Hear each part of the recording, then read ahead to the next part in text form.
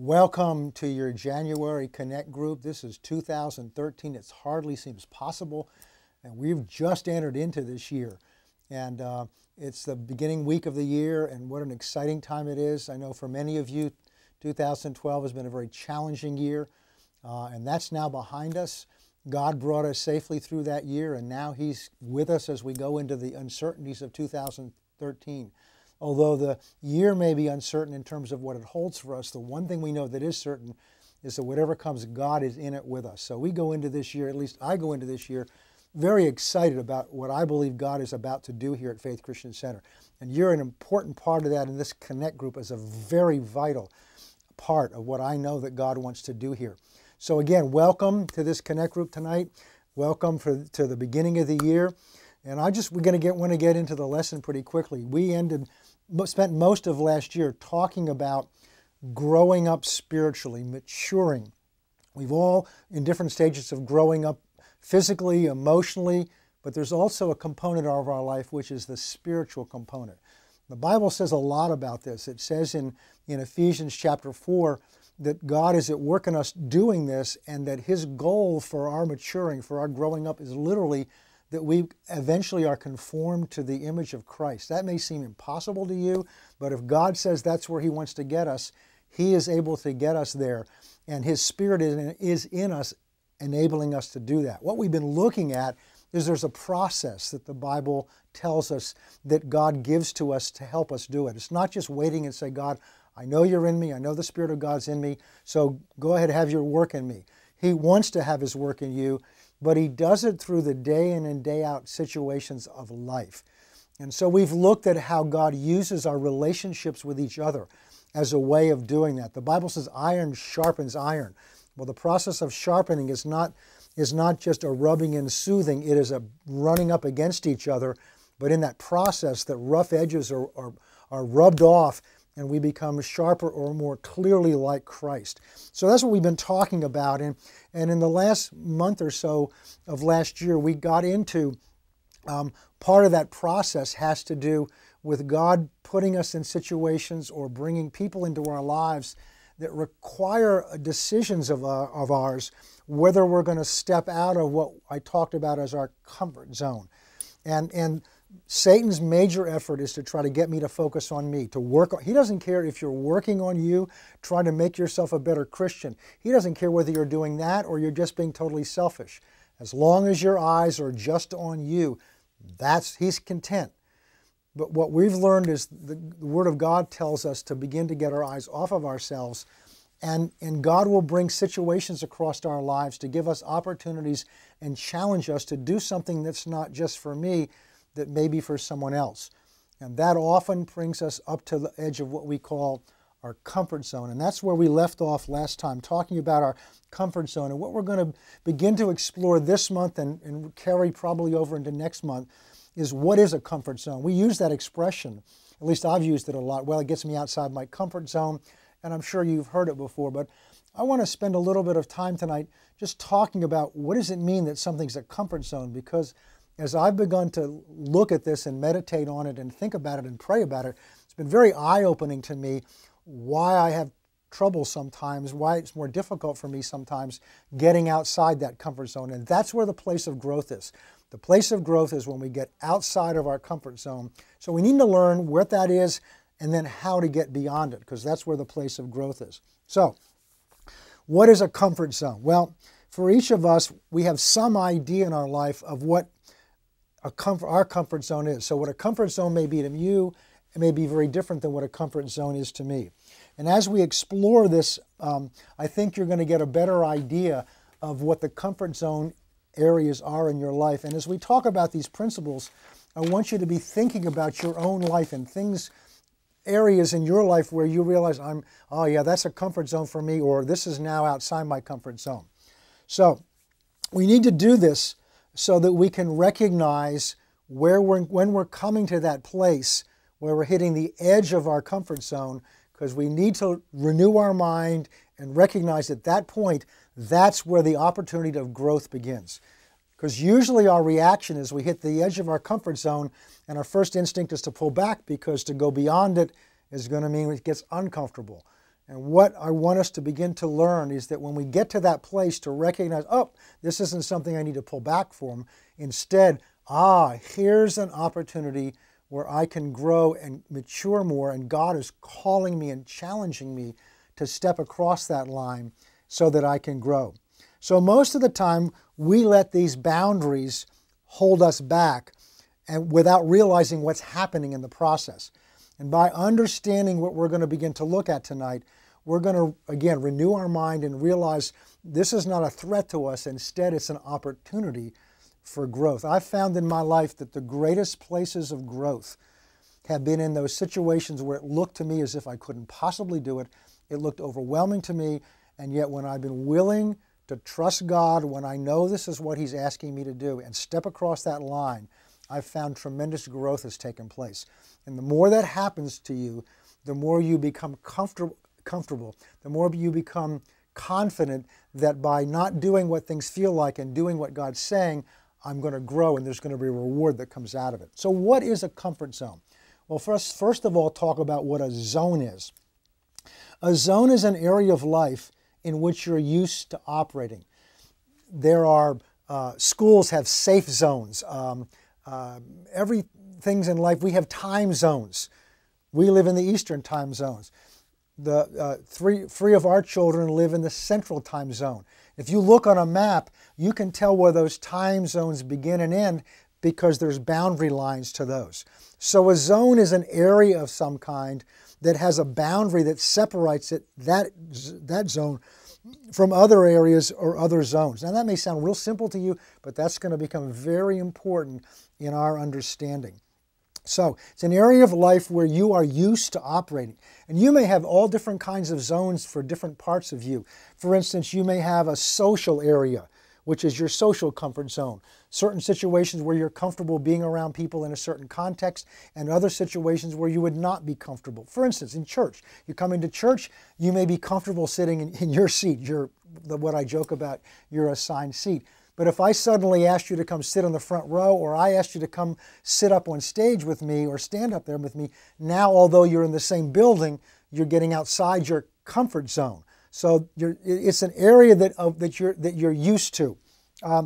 It may be a financial area. It may be a certain area of your spending or certain area of giving or whatever it is where you feel safe and secure.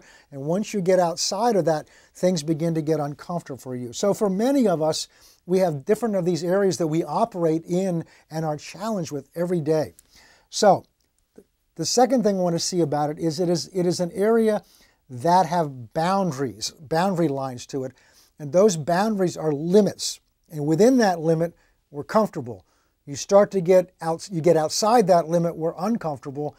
And as you begin to get near that boundary, you start feeling that uncomfortableness. So these are boundaries that determine the limit of where you feel comfortable. And that's an important word we're going to talk about later on. This boundary of your comfort zone is the limit to where you start feeling, no more do I feel comfortable, now I'm beginning to feel uncomfortable. Now we're familiar with boundaries in life. Everything has boundaries.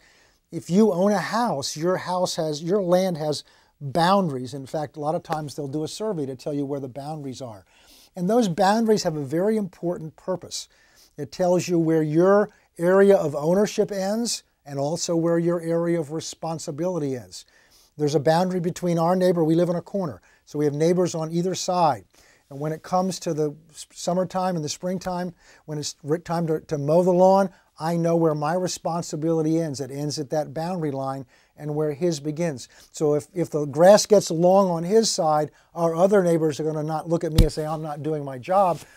They're going to see, because they know they can see where the boundary is. So boundaries are a protection to us.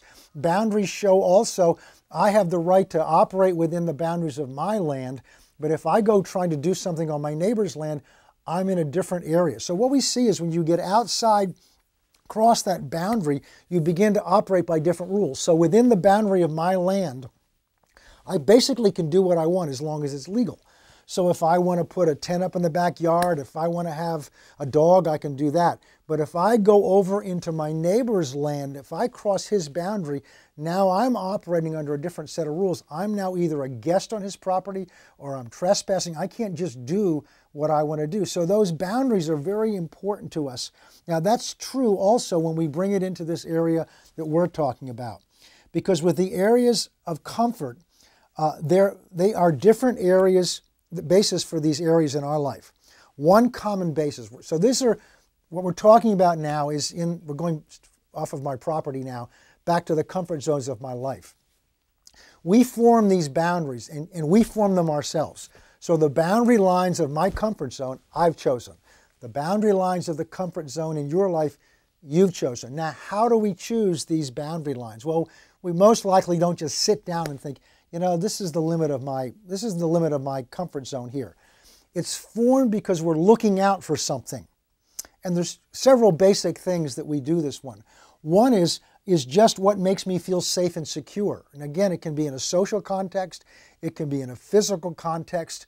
So what I'm looking for is in what area, in what physical, geographical area, in what social area do I feel safe and secure? And when I get to the end of that area where I feel safe and secure, I'm basically establishing a boundary. If I go beyond that, I'm afraid that, or I feel as if I'm now going to not feel safe and secure. We may not even be conscious of it, except when you get to that area, when you get close to that boundary, you know you're getting there because you're going to begin to feel a little shaky, you're going to begin to feel a little uncertain. In fact, what happens in most of our cases is we don't even know that there's a boundary there. What happens is we begin to feel a little unsettled, we begin to feel a little uneasy, and we don't know why. And if you really begin to analyze it and think it through and talk it out, you'll begin to realize because somewhere in my life I'm getting too close to one of these boundaries, and so I'm beginning to feel a little unsecure, unsafe, something like that. Now we've just come through, as I'm filming this terrible disaster in Connecticut where people sent their children into an elementary school with very great confidence that they were going to be safe and secure and discovered that they weren't. Now they're having to deal with everybody in that entire town, and in fact, everybody that's been affected by this.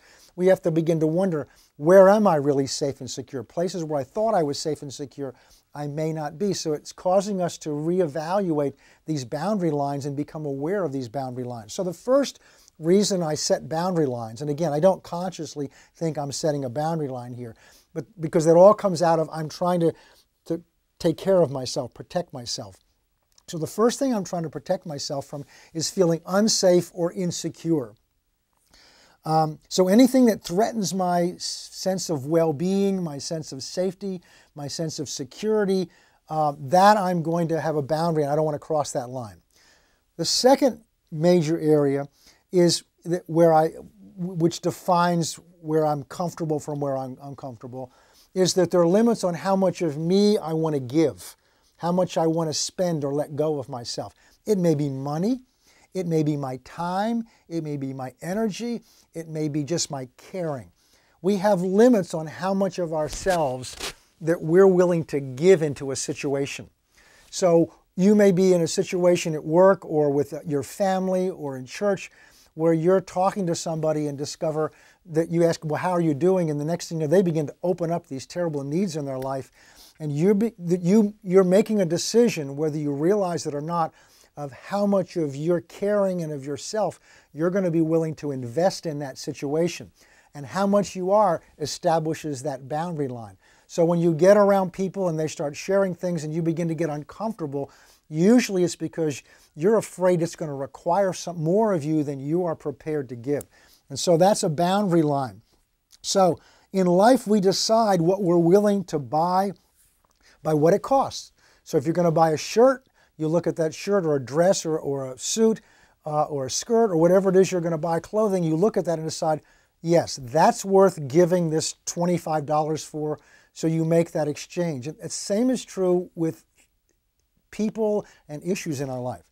And so that's how we establish these boundaries. So in growing spiritually, we're always faced with the choices and the challenges to exchange something for what we're going to get, to give of ourselves And these boundary lines, this comfort zone, is very often when I'm afraid this situation is going to require more of me, more caring, more love, more time, more energy, more money that I'm comfortable letting go of.